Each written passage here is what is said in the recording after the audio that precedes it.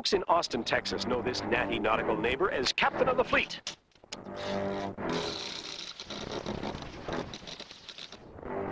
Actually, Bob Sokol is captain of the Fleet Boatmobile, parked and idling in his driveway. Yep, that's a genuine fiberglass motorboat. And no, it has never had its bottom wet.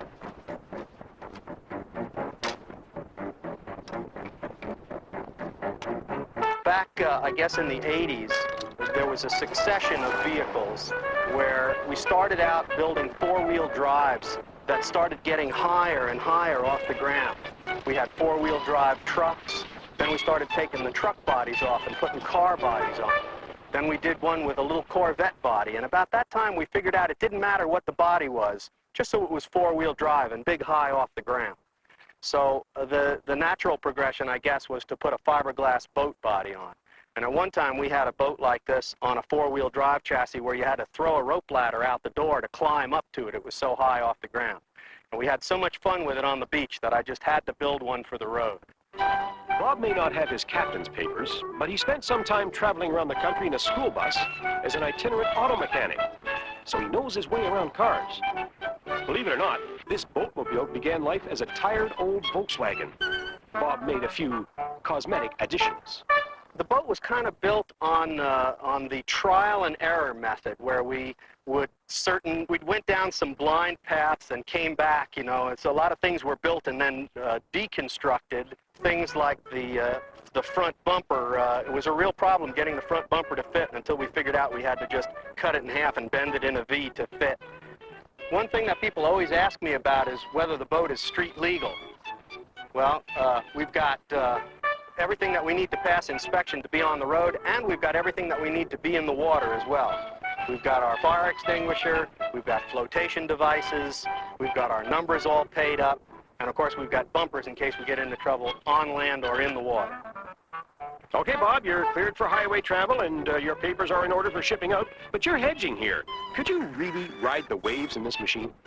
We do everything we can to convince people that it does go in the water. We carry our water ski, we got a ski rope on the back. I pay for my numbers every year. We keep the sticker up to date.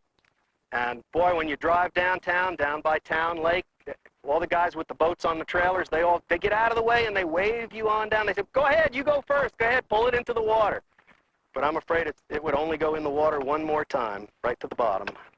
Just because it won't float like a boat doesn't mean it can't look like a boat. Bob's baby is loaded with every nautical knick-knack you can buy, and a few he made up.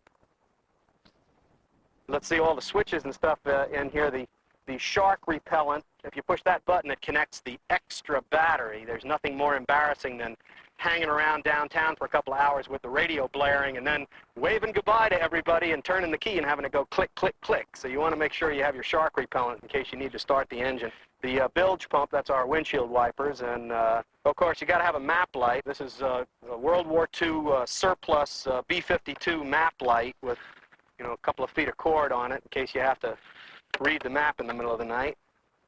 It gets pretty hot in Austin, Texas, so Bob came up with a way the boatmobile could keep passing landlubbers refreshed, whether they want it or not. Just this past season, we decided to add thing to do. You notice I'm being very careful now not to hit the flag with the water.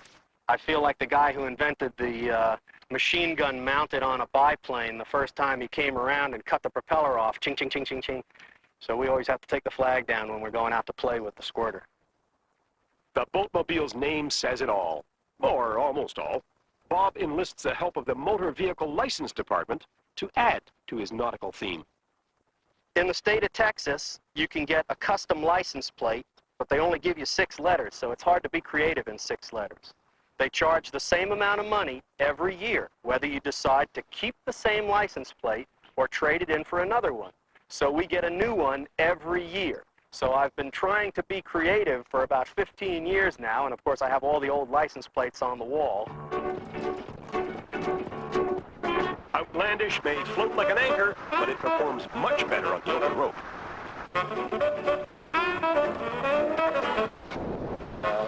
It'll go as fast as you have the nerve to go. Once it gets out on the highway, if you hold the gas pedal down, it just keeps going faster and faster and faster. But at a certain point, I guess it gets a little unmanageable, so we try and keep it down. Keep it down to 55. It looks really great going by at 55. But if he obeys the speed limit, Captain Bob is bound to raise a few eyebrows among the local constabulary. You know, when you go out in a cool vehicle like this, the first time you go out, you get stopped every time you turn around. But the word gets around pretty fast, and by now I know all the police in the county on a first-name basis, and pretty much they wave just like everybody else does.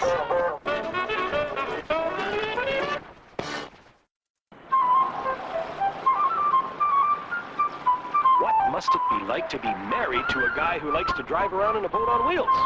Well, you definitely need a sense of humor. Come sit with me. Bob's wife, Cheryl, has that in spades. Not to mention a stubborn streak. Bob and Cheryl got married when they were both just kids.